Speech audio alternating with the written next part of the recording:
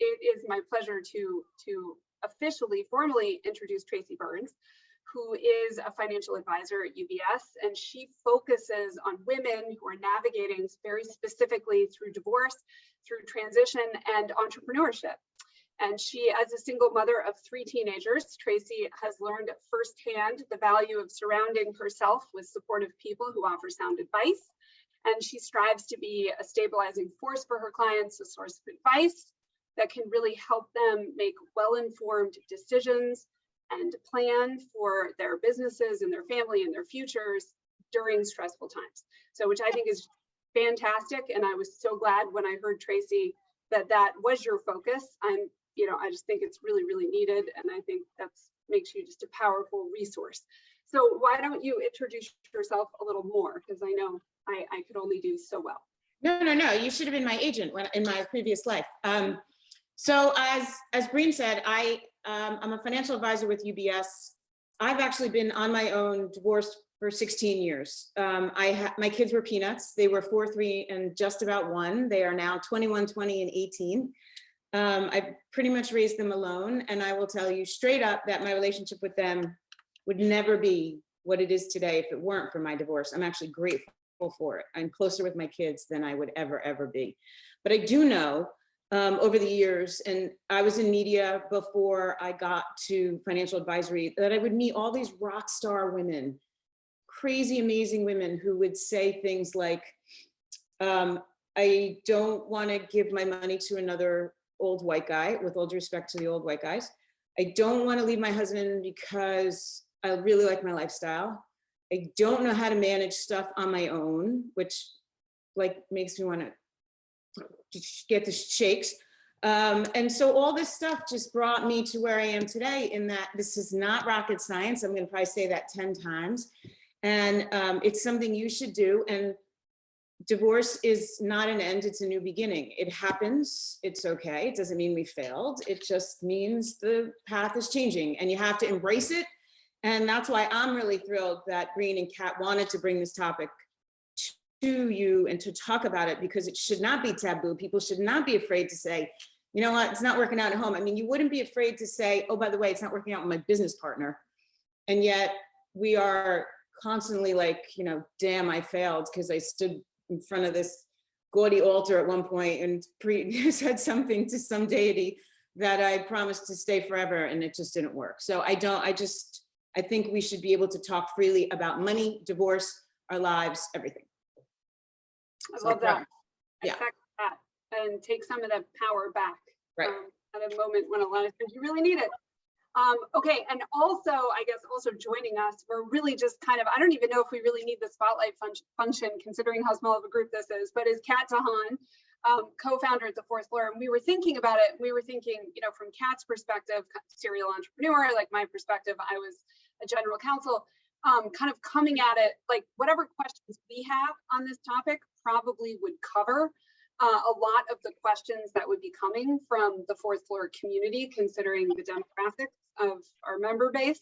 So we kind of thought it made sense for the 3 of us to sort of have a conversation and ask the questions that were top of mind from both perspectives to Tracy, and and hear all the wisdom, and then of course just in general open it up and have Q&A. So welcome, Kat. Hey, it's good to see all of you. So thanks for joining us. Yes. Okay. So I think maybe where do we start with this conversation? So maybe to dive in, what should we be thinking about first, no matter who we are, right? So whether we're a founder, we're an executive, wherever we are in our life journey, maybe divorce might be on the horizon, maybe we're in the middle of it, but what do we think about first? So top level, right? Big picture, women, we live longer, period, end of story. I mean, I could go into the whole we're smarter, we're the better breed, but you know all that. Sadly though, nearly half of marriages do end in divorce. 8 in 10 women will be alone, sadly, or maybe not sadly, maybe they'll be thrilled to be alone in retirement by that point, but 8 in 10 women will be solely responsible for their own well-being. 6 in 10 widows have come out based on all the research we've done and said, I should have learned more about this stuff before the proverbial bus took out the husband, or he died, or they divorced, or whatever the heck happened. So we know we need to learn more about this stuff, regardless of the situation that life gives us. But sadly, we keep abdicating it. 50% of women in a relationship, this is, whether it's heterosexual, homosexual, abdicate to a different partner. Why? Well, I get it, right? You guys have kids. So you're a serial entrepreneur, you're doing all this stuff, you're trying to still somehow cobble together some version of a dinner, little Johnny needs cleats or whatever. And then you turn to your partner and you're like, dude, just do something. And so you end up abdicating and giving up long-term financial responsibilities because you're like, well, that's not going to disrupt our day-to-day life. That's okay. That's not something they could break. So we do that. And believe it or not, millennials are still doing it. We see it, it's just as bad. And I actually think it's probably because it's almost worse. The kids are little, you're running around, you're trying to figure out your career, you don't know what the hell to do with yourself. You're like, please, just manage the 401k. And then we never come back to the table with it. And then that proverbial bus, someone gets hit by the proverbial bus or somebody passes unexpectedly, and you're like, I don't know what's going on. And that, I think, is the ultimate reason why we all need to give a dang about our financial situation. Well, that makes sense. So I think okay, so what I'm hearing you say is really, where do we start? We need to not be scared of anything connected to the finances, understand what we've abdicated, and get ready to jump in. That's, yeah. And let's be clear, it's not rocket science. I've said it twice now, because if it were, there would not be, 100 gazillion financial advisors out there, and there wouldn't be day traders who by day are doctors and by night trade stocks. It's not that special. It's really not. You just have to embrace it. Sadly, it's almost like a different language for some people. And once you learn the language, you're good. It shouldn't hurt your head. It really shouldn't. So it's overwhelming though, right? It's super intimidating. How do we approach it so that we don't stop ourselves from actually even trying? How do we start? How do we approach it? Because you'll meet people along the way who will try to intimidate you. I tell this story that when I was in financial journalism before I became an advisor, and I was reporting from the floor of the stock exchange. And I turned to a trader and I asked him where the whatever was, some index was at that moment. And he turned to me and said, it's unch. And I, because I was so new, was like, oh, you're so kind. I can't have lunch with you. I'm really sorry, but I'm trying to report. And he was like, you dumb woman. I meant unchanged. And it was terrible, but he could have just said unchanged, right? It's unchanged. Why don't we just say that? Instead, we throw this lingo around in an effort to almost try to make us feel like we're too stupid to get it. And that's a complete and utter lie. So I think the most important thing you could do is surround yourself with rock star people that just bring you up. And that will pull you aside and say, unch means unchanged, you're fine, you could do this. And I think starting from there is super, super important. Who's your posse? You guys talk about building boards all the time. You should have your own personal board. And on your personal board, and Breen, you probably can attest to this, especially when you start to look for a divorce attorney or for a mediator, make sure you go to them and you say, this is my situation. Have you worked with this before? I'm a small business owner, and our finances are semi-intertwined in the business. Have you done this? Because if the person could be the best attorney on the planet, but if they have no experience with your situation, that might not be part of your posse. So I think it's super important to figure out who your advisors are, and you know better than anyone if they're the right people for you. So wait, so I'm hearing a divorce board. Who's on it? Who would you put on it? I love that. First of all, you need your girls. You need someone to say, this is going to be okay. There's a light at the end of the tunnel. You don't need to dive onto Match.com tonight. It's going to be okay. So I think you need those people. You do need legal counsel. You need someone eventually, and mediation is the way to go for a lot of people. It's cheaper. It's generally kinder, right? Breen, again, you know better than I that it gets very ugly out there when the attorneys get involved. So I think there's that. And it would really help if you had financial support. Who's your advisor? Who's advising you financially? We'll get into more about what you should think about financially, but you should have a trusted person that you could say, this is how it is right now. I don't know if I could ever do this again apart. And that person's going to say, of course you can. We're going to figure it out. It's a numbers game. How do we get there? So I think that's a great place to start. Okay, and when you have this divorce board, okay, so you have a legal expert, you have a financial expert. Hopefully you also have, you know, interpersonal support network. Lots of people have crossed the Rubicon when it comes to divorce. So there's probably somebody that is close to you that, you know, I'm sure there's lots of people, but, you know, making sure that you have that inner circle there of the experts, the people who are supportive. I think you had mentioned Tracy Trust Circle, which I thought that was a good way to phrase it. But then it sounds like to Kat's point, you know, the intimidating kind of overwhelming nature of this. It's like so looking at it from a financial perspective, figuring out like what you have, what you need, and then how do you get it? Like, can you talk maybe a little bit about that? Because that, like, it's easy to speak of platitudes, but like what specifically, right? Like, what are the different things that you might have from that financial perspective if you're a founder, you're an executive, and then what do you need? Like, what do you need to make sure you can do with them? Or do you need passwords? Do you need a strategy? Like, what do you need? And then who do you talk to get it? That's all, but Breen, you hit on all the right stuff. And part of the thing is that we need to know that when things are good. Like, that's why women need to know this stuff 24/7, 365 days a year, because you just don't know when it's going to go bad. And no one ever, you don't put that white dress on your wedding day in hopes that someday you're going to get divorced, right? And I certainly didn't. I'm a Roman Catholic Sicilian. We're not supposed to get divorced. We're supposed to pray to statues for the rest of our lives and stay married, right? And put the fine china out on Sunday when I make sauce. Like, that's what I'm supposed to do. So this stuff it's not part of the plan when you're young and your eyes are wide open, right? So, but that's when it's important we start to get a sense of what we have.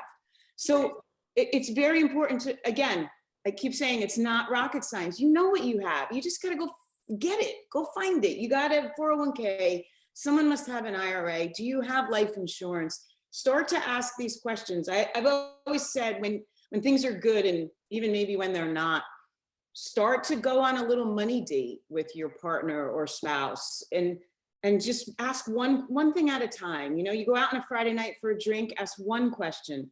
Do we have life insurance? If you don't know these answers, right? Do we have it? And where's the policy? How do I access it? That's it. That's all you need to know. The rest you can hand off to an advisor. Or are we saving for college? If so, where? How? Like you said, Breen, what are the usernames and passwords to all our accounts? Like, pick one thing. Just don't overwhelm yourself. I think that's the problem. Like you said, Kat, it feels so big and intimidating. Like, if you met some of the financial advisors in the world, you'd realize it's not that intimidating. It doesn't require a Harvard degree. Sadly. You know, sorry, Kat, if you're about to ask something. I was just wondering, do you have a resource, like something you could share where it's almost like a bullet list or a Google sheet with all of those things in it? Because like, you're just saying this to me and I don't know. I don't know a lot of these things. So where it would be so helpful for me if I had that spreadsheet where I even knew what the things are that I don't know. I understand, because you don't know what you don't know, right? I absolutely have a checklist I could send to you, but I really think that, like, if nothing else today, people start to gather this stuff.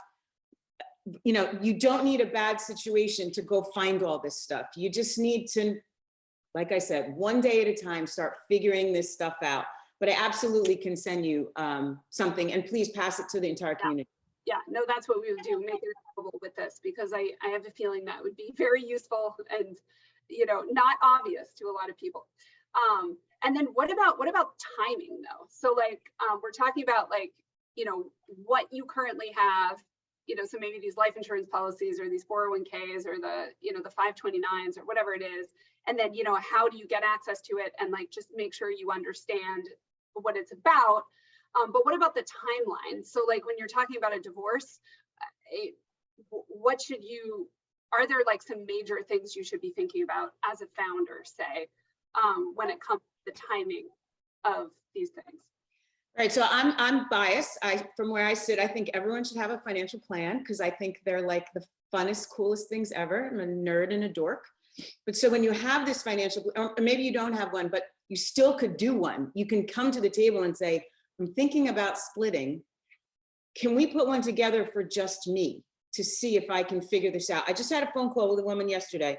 She's so adamant about staying in her Gigundo home. And I say Gigundo, it just sounds big to me, but based on the mortgage and the square footage, I'm going to go with Gigundo. She is insistent that she has to stay for the kids, and the thought of this woman strapping herself to a mortgage payment every month, it hurts my heart. This is again your opportunity to start your life over. It's a new beginning. The last thing you want is to be tied to a home. And I get that there's memories and that the kids are comfortable, but kids are really resilient. They could be comfortable anywhere. I know I moved out and bought this little townhouse and did everything I can to make it soft and squishy and comfy because my kids were peanuts, and we slept on top of each other. We did everything on top of each other. And it was, they don't even remember the other silly place we lived beforehand. So I would say maybe start, and the B word is like a terrible word, but maybe think about a budget. Just start to think about it. We've talked about budgeting before. And I don't know if you're an app person or you're an Excel spreadsheet person or whatever, but it wouldn't hurt to just take 1 month of your life and record every single thing you pay for. You'll be surprised, right? Like every manicure, every latte, everything. And that stuff, man, it adds up really, really quickly. And then you can get a sense of, okay, this is how I'm living.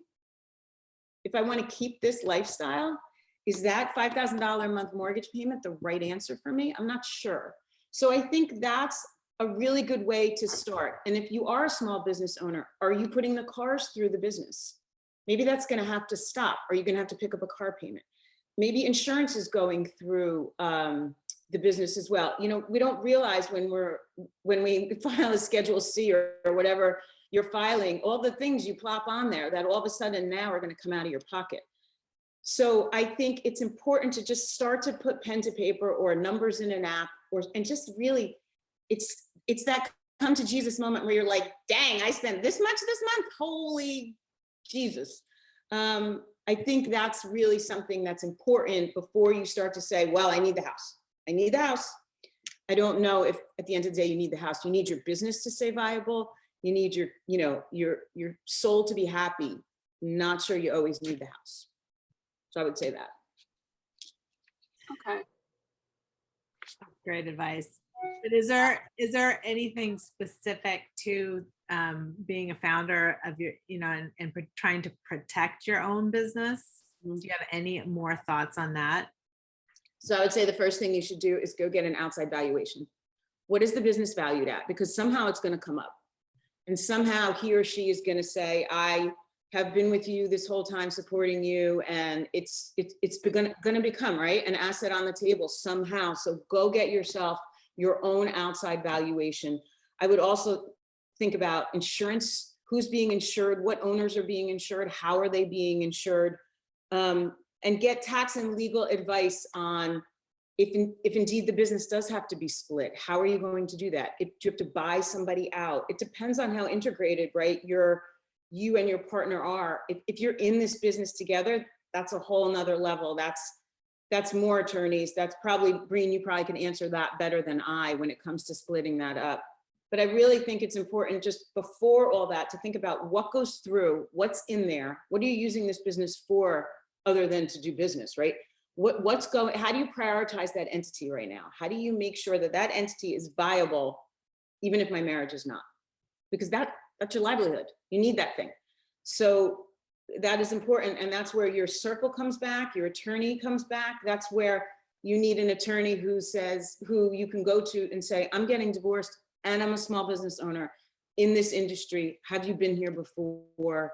God willing, the person says yes, right? Right. And that's definitely something, I mean, like, certainly just because someone's a lawyer does not mean they have that skill set and that expertise. So I think it's a really interesting point about, considering many people in the force floor are in that situation, right? They're a founder or co-founder of a business. They probably don't want to have to liquidate it or hand over some significant equity stake in that business to a partner that maybe they're divorcing.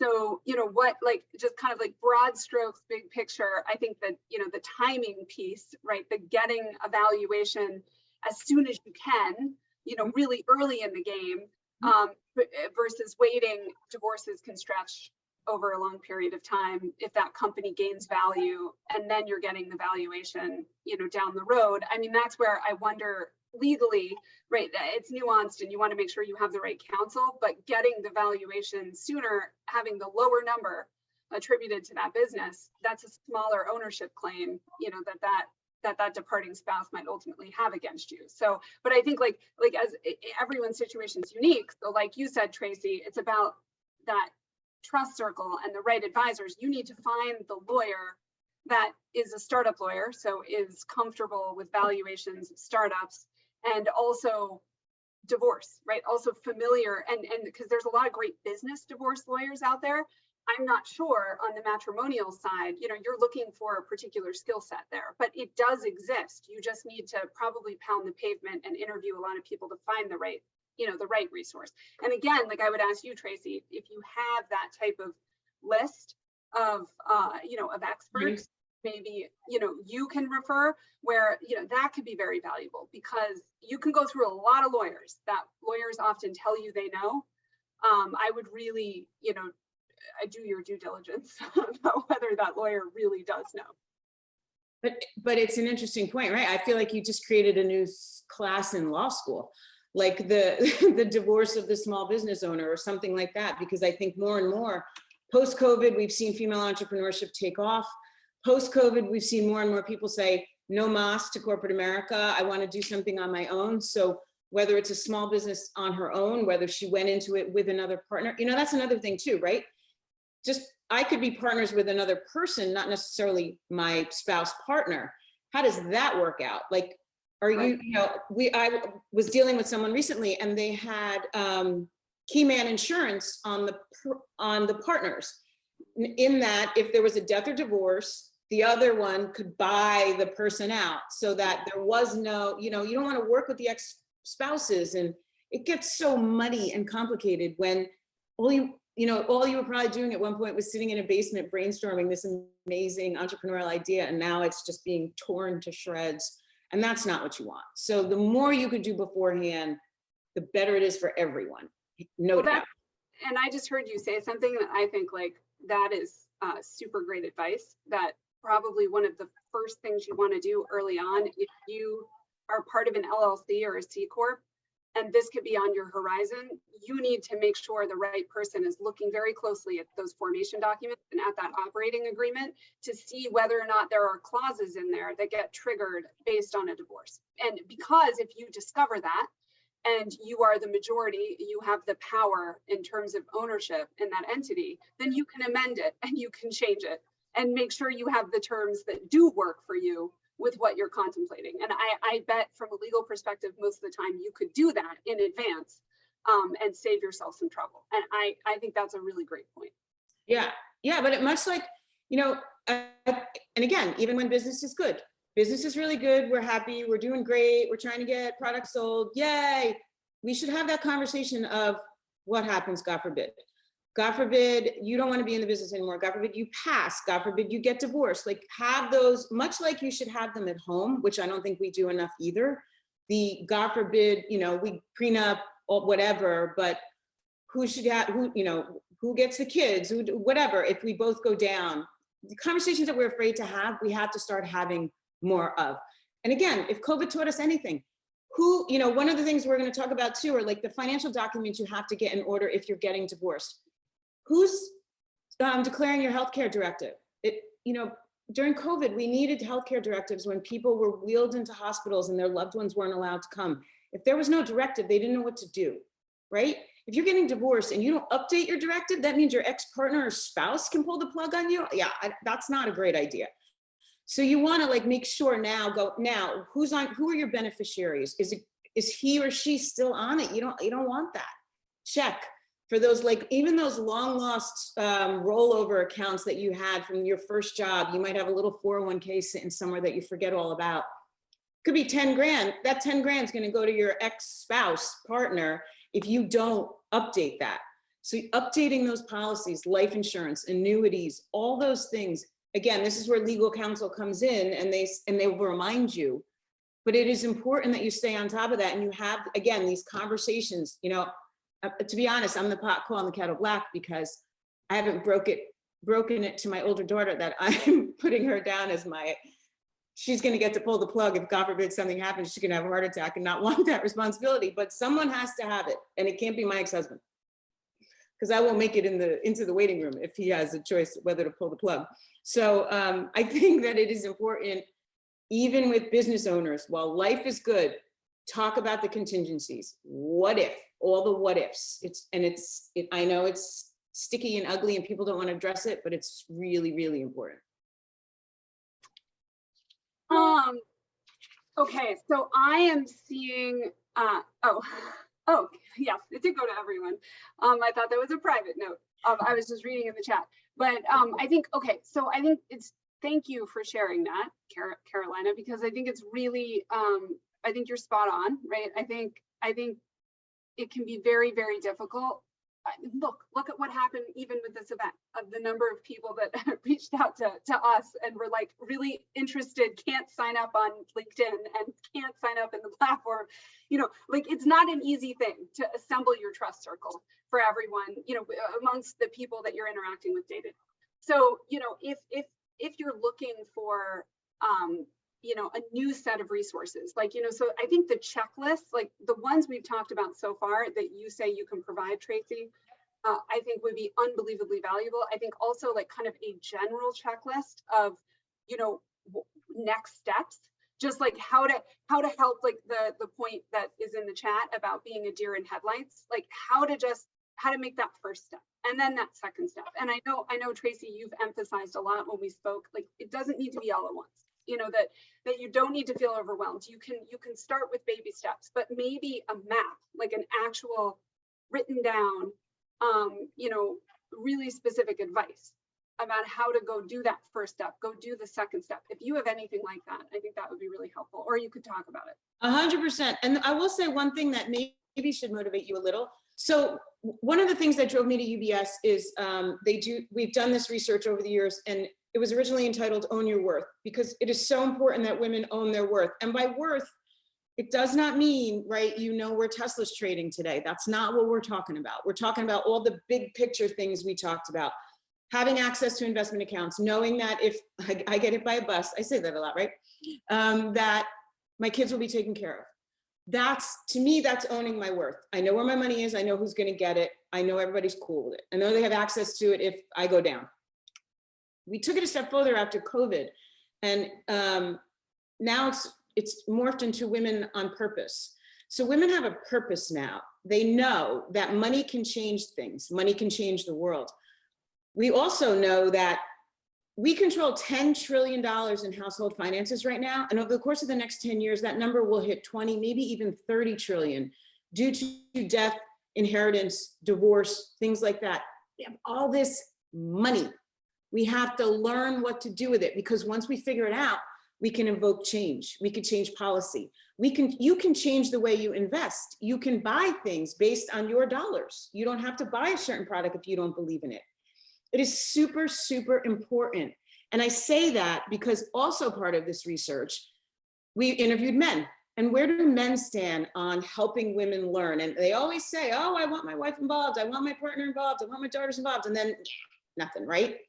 One of the things we found is that so many men do take responsibility of long-term financial decisions because they want to be prepared in case of divorce. Like, to me, that was like, that blew my mind. It feels so sneaky, you know, and we're trying to be like, oh, yeah, we're in this marriage forever, we're perfect. Yeah. Meanwhile, he's thinking like, well, just in case this thing don't work out, I got it. Right? I 100%. I mean, that's terrible, but we should be thinking the same way, sadly. It's a business arrangement, which just happens to come with like cocktails and sex. But it's a business relationship at the end of the day. And so treat it as such, think of it as such, because they are. And all this money is going to be sitting in our hands. And the last thing you want is for someone else to be able to control it. I think it's I empowering. love that. I love the idea of like, we need to take ownership of the power that we have and need to keep, right? So I don't know, we didn't really talk about this in a pre-meeting, but any thoughts on prenups? Yeah, I do. You have to. You know why you have to? Not because you have a lot of money. Like I remember I came to the table with $10,000 on a credit card. That's what that was in my prenup and it wasn't even a prenup. We had no money, but we did write it on the back of a napkin. I took care, it was my debt to take care of it. That's fine. But I think what it is it makes you talk. So like whether your prenup is formal and legal and you have an attorney sign off on it, or whether your prenup is on the back of a napkin and you both sign it and someday can turn to each other and say, you agreed. I think that there's power in the conversation. So I'm 100% for them. If for nothing else, that you're planning. You gotta plan. We cannot just throw caution to the wind and pretend that life is sunshine and rainbows. It's just not, sadly. I know that firsthand. So I'm hoping you have some great advice on this because, we as women, we tend to overthink things. So now you're telling us all these things to think about, but like, how do we rein it in so that we're productive about it? And that's, I think, why, like Breen was saying, you need a checklist. I think like the first thing, no matter where you are, is to go find out what you have, because you can't split things, you can't use things, you can't take advantage of your place in this world if you don't even know what you have. So go figure that out first. So I think that probably is the more important checklist that I'm going to send.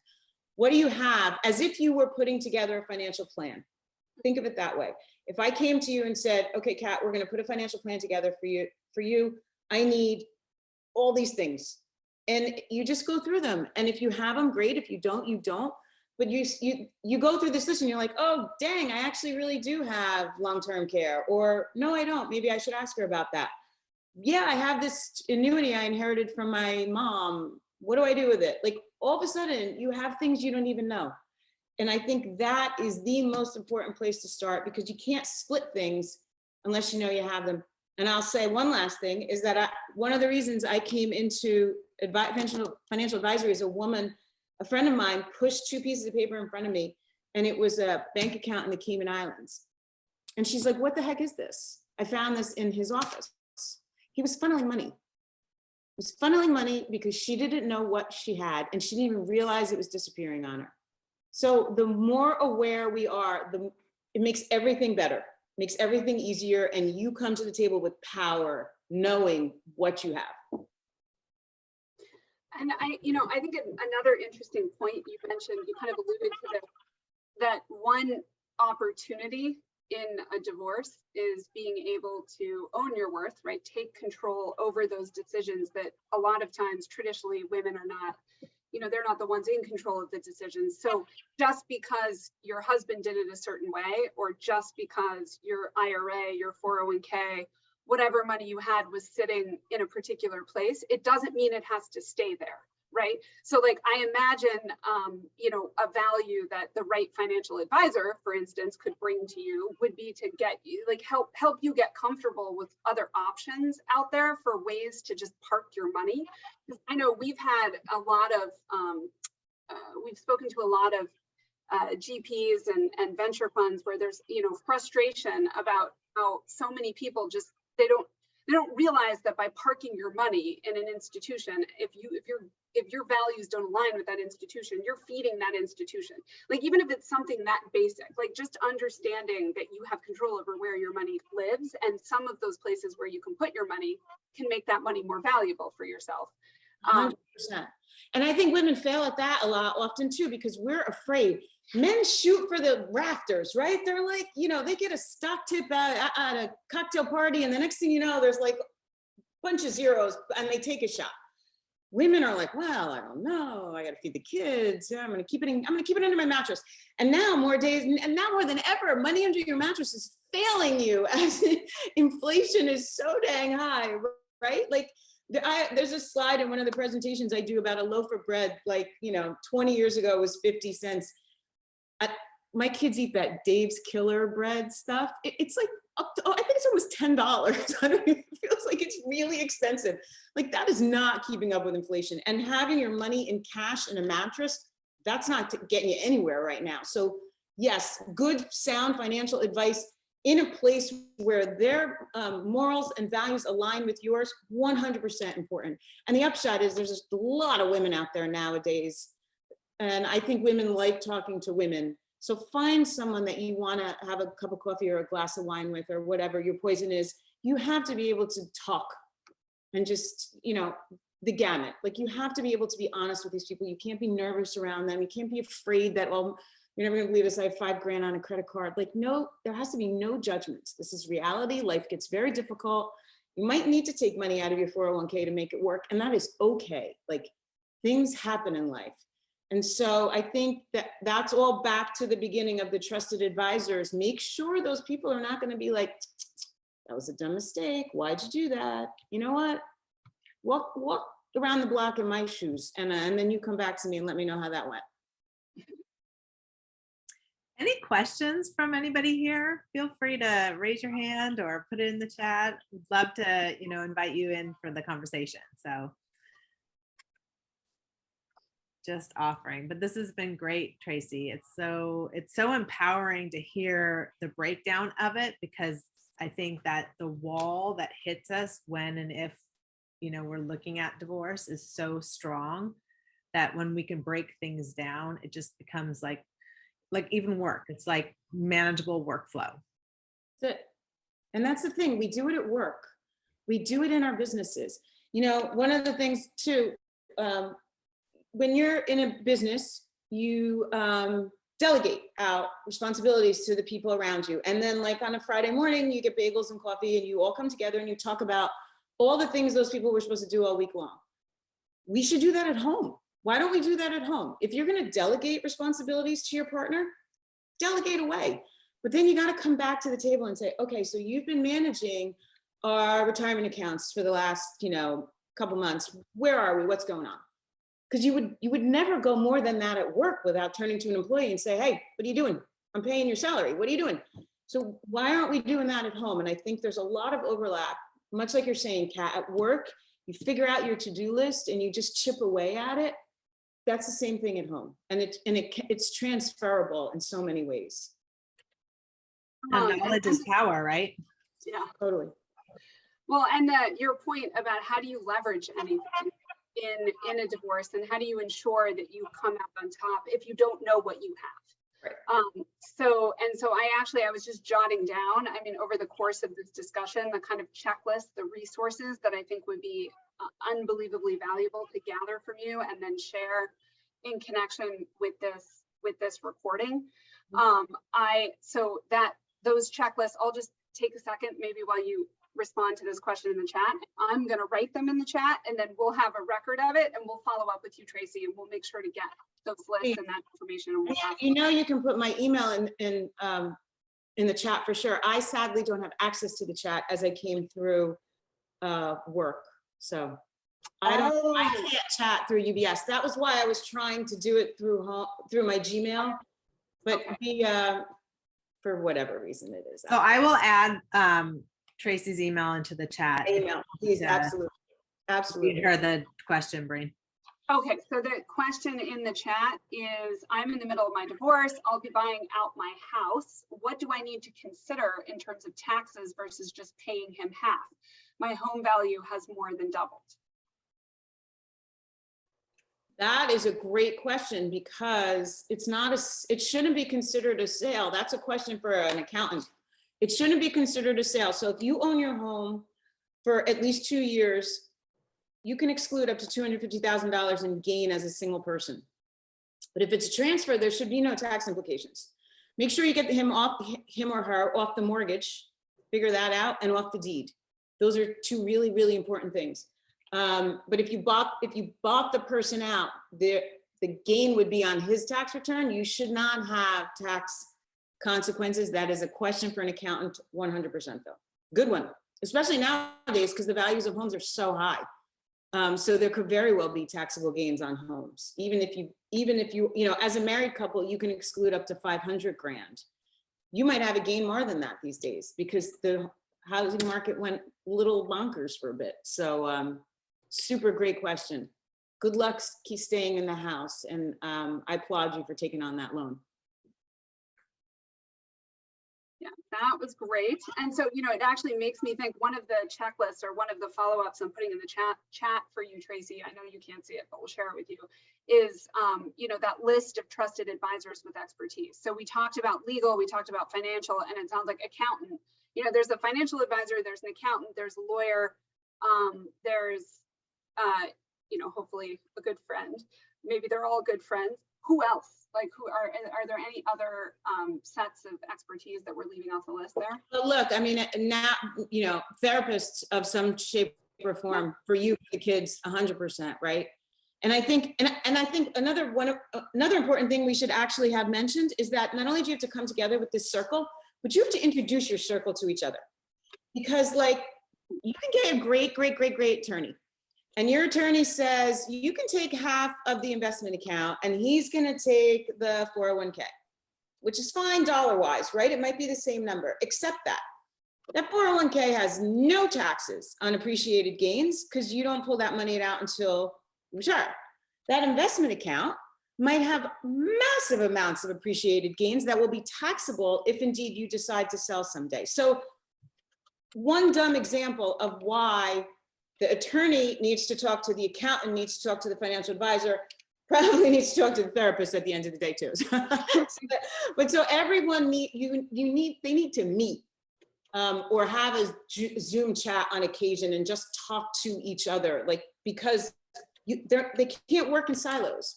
Your attorney could be very smart, but make some silly tax mistakes if they are not tax expert, right? And vice versa. Your accountant could tell you to do one thing when legally it might not be the right thing for you. So I think it's cool. It's important that your posse talks too. Amazing. Just thinking, I know Breen's typing, so I just, and I'm not, maybe you had advice on this or maybe not, because kind of spur of the moment, just thinking about like, do you have any like gating questions for these people on your board that you're bringing on that would let you know that they're actually right for you? Like, do you have any suggestions as far as like what you would ask them? Yeah, like, I think that's such a great question, Kat, because we don't do that often. We don't interview them. We almost feel like they should be like, we're honored that they're taking our call. Yeah, no, right? So I think being, you know, it's hard, it's getting better, but being in the same room with someone, you get their vibe. Like, I can tell in a hot second. You know, I could have sat and had lunch with you two all day long, right? We could do that. And I know, but you know in a minute when you meet someone, you're like, this is not gonna work for me. You know, you could be the smartest person in the room, but if I'm not gonna text you one afternoon and say, I'm having the worst day ever because I can't figure out how to do X, Y, and Z, then they're not your people. Like, you know your people. And it could be anything. Like, your people could be on the right or the left, or meat eaters or non-meat eaters. Like, I don't even know what matters to people these days. I had the great pleasure of filling out my girlfriend's profile on a dating app. And you realize when you do something like that, what's really, really important to people. Like, there were things that were like, no way in hell. And I just didn't know she was so passionate about that kind of stuff, right? So I almost feel like that's how you have to think of it. Like, if you had to put 5 things down for your perfect mate, that kind of might be people think about when you're interviewing accountants, attorneys, financial advisors, et cetera. Because people are passionate about things these days. Yeah, it took me a minute to formulate that question, but I realized that like we all need to also understand that we have the power to make the choice of who we bring into that trust circle. Absolutely. And not to be intimidated just because people have expertise. And a lot of times I hear my friends talk about like, well, it's a price issue, or this is a really good deal, or that person is really inexpensive. But I don't know necessarily that that's probably should be the leading reason why you're bringing them on. Right, because just because the person is a little cheaper doesn't mean that they're not going to take twice as long because you can't communicate because they're not understanding what you're saying. And then the next thing you know, this process that should have taken, you know, a hot minute is taking you 2 weeks and you're being billed. So I do think the communication part is really important. Another thing actually, and I'll even send it, is we have this little quiz, it's called My Money Moves, but what it is about how do you learn, how do you hear, how do you understand? Are you a visual person? Are you a charts person? There's a lot of people that like to see numbers, and but there's also a lot of people whose eyes glaze over. I have a client who consistently asks me for spreadsheet after spreadsheet, and you put a number in front of her and her blonde hair blows off her head. And I don't know why I keep falling sucker to this, because I keep sending these things and she doesn't understand, and it almost makes it worse. If you're a visual, I'm a storyteller for obvious reasons. I'd like to hear, tell me about how the market was 10 years ago, how you think it's going to be going forward. That's cool. I don't need to see data. I'm good, right? Like, certain people learn in certain ways. You need to know that about yourself. If you're a visual person and you hook up with someone who is just like a data-driven, number cruncher, that might not work either. So know you and stick to who you are. Be proud of who you are. Great point. I'll send that too. It's an easy little quiz. It's like a couple questions, and you just get a sense for how you take in information. And it's really important, especially in a time like this. You have to be able to. It can't glaze over. You can't glaze over every single time you talk to your attorney. Once in a while is fine, but not every. Yeah, no, I love that. I think one thing that we can do for sure also is circulate, not just post these resources in the platform, but for all the people who did sign up and then were unable to get in either because of the technical difficulties or whatever happened there with Zoom, we can share the checklists that that now we've talked about and that are summarized in this chat with all of those registrants as well. So that would be amazing. And if you could put me on that list, that would be really cool. I would love to connect. Yeah, absolutely. Yes, thank you, Carolina. And I think now we are definitely at the end. I'm not sure, is there any last question? Brenda, you have our complete attention if you have one. Completely on the spot. No, I think I'm good. I joined late, so I'm looking forward to getting the rest of the checklists and other information, but I think I'm good. I mean, I'm already in the middle of this, so it's hope. I just need that financial piece to get over this. Good luck. It does come to an end, and the sun does come out again, and it's good. It's been over a year now, a year and a half, I think. It's ugly. Yeah, I'm sorry. Yeah. But as we talk about it more, it'll get easier to find support, which is good. And that's right. And support, sadly, is not always the people that you knew beforehand. Sadly, I mean, I remember when I first got divorced, my mother said to me, "You're going to lose friends." And I was like, what? But if you're friends as couples, some couples are just uncomfortable with all of a sudden this single person in the room. Right. And that definitely happened to me. And then, so then you find a new posse, you move on. Right. If they're not strong enough to manage it, you got to move on. You got to get them out of your life. So. Right. Well, yeah. But also, yeah, it's just such an incredible opportunity to fully take control of your own happiness, but your own life and who you are in the world. Because a lot of times as women, I just think, we tend to be defined by so the context. We're defined by our kids, we're defined by our husbands, we're defined by, so many things that are not necessarily, we lose ourselves.